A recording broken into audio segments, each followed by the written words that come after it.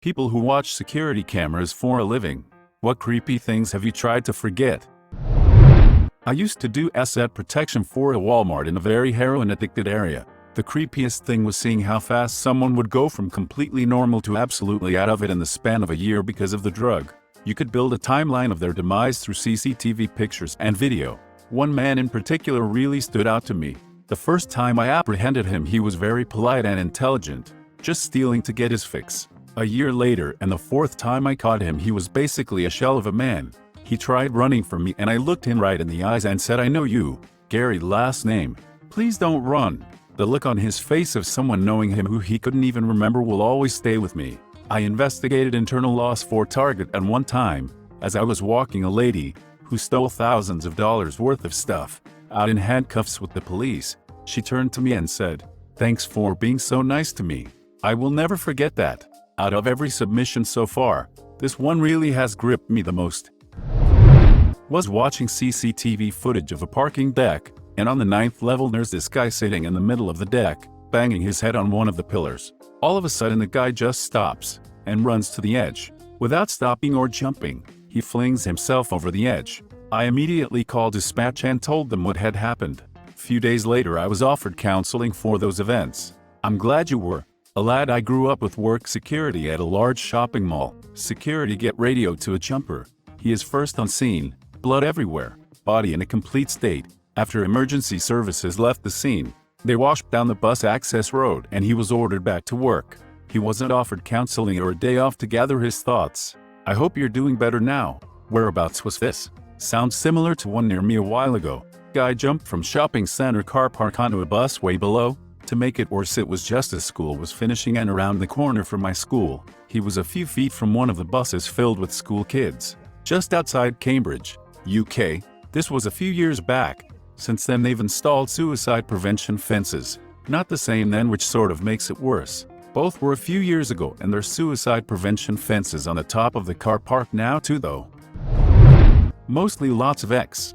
I've had to turn on the microphone and tell them to stop it or they'll be thrown out of the college gym. I'd have just started narrating, in the voice of David Attenborough. And here we observe the mating habits of young Homo sapiens in their natural habitats. Sadly the young male is under-endowed. Hey frick you dude. The young male appears agitated. This could be a result of his under-endowment. Worked as a harbor master a while ago. Had to check the marina's cameras after a boat was abandoned at her docks. I was looking for the owner. I looked on the tape from the boat's first night in the marina. The man who had sailed the boat and was standing on the end of his boat for 2 hours, barely moving. Then at 1:30 a.m. he just walked off the back and dropped into the water. He never came back up. Never found his body. Freaky. S. I worked in a retail store, and for a while I worked security here. Watching the security cameras wasn't technically my job, but we were consistently short-handed in that department and the manager was grooming me for promotion, so I got to fill in and watch the cameras occasionally. One day when we were reviewing footage from overnights, we saw this teenager calmly set down his shopping basket, take off his hat and glasses, and just charge at a wall, hit it head on. He did this 2 more times. When he was done, his face was a bloody mess, and he put his hat and glasses back on and just left. Weirded me right the hell out. Someone needs to explain this. Fraud was my first thought. I slipped and fell, so I'm suing your store for damages. God damn it. Over Christmas I slipped and fell in a store, then used a shopping cart as a walker to get to my car and drove myself to an urgent care where I was unable to get from my car to the building, so I had to ask someone walking past to go in and get help. It was raining and my touchscreen phone was wet and wouldn't work. Inside, I found out I had a broken leg and was in shock. I was off my feet for 3 months and still have some residual nerve pinching in my knee. You're telling me people fucking do that on purpose and get paid for it? Saw a chicken walk up the side of a tree at 2 a.m. This one's too much even for live leak. Live beak. Get the cluck out of here.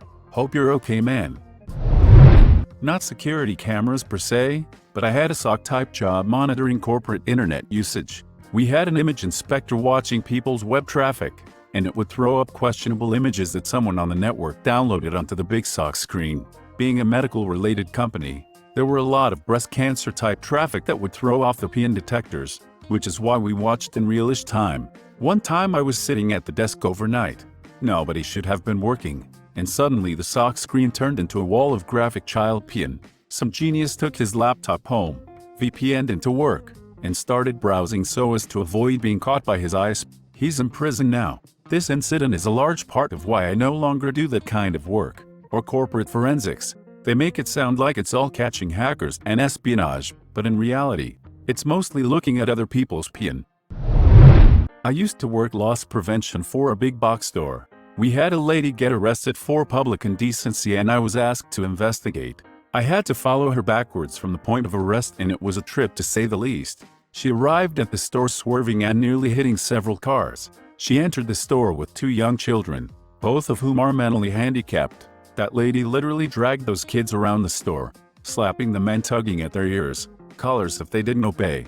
At some point she just abandons them in the clothing section, walks through the back doors, to the break area, and I'm assuming she thought it was the bathroom, because she proceeds to pull down her pants and it's all over the fire exit door. She pulls her pants up, without wiping mind you, and goes back to the floor like nothing happened. Someone saw what she did and followed her. Luckily there's an officer in the store at the time and quickly approaches her when the associate tells him what she did. Needless to say, she was definitely high or drunk and was arrested. The scary part is, she did not mention those kids not one time.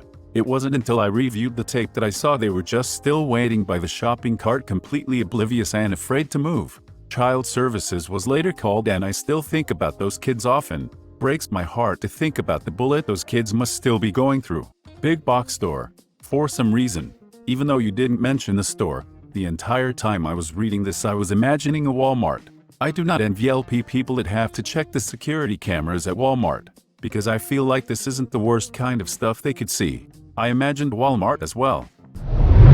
Wasn't a security officer, but I worked at a 24/7 gas station for a while. One night my coworker accidentally killed himself while at work, and I made the mistake of watching the footage. He went to the back of the store with a bag of drugs, probably cocaine, snorted it and started acting funny for about 10 minutes. He then sits in the back office and gets fidgety, thrashing around until finally he just goes limp in the chair. He had died of a heart attack and sat there for 5 hours before anybody came in.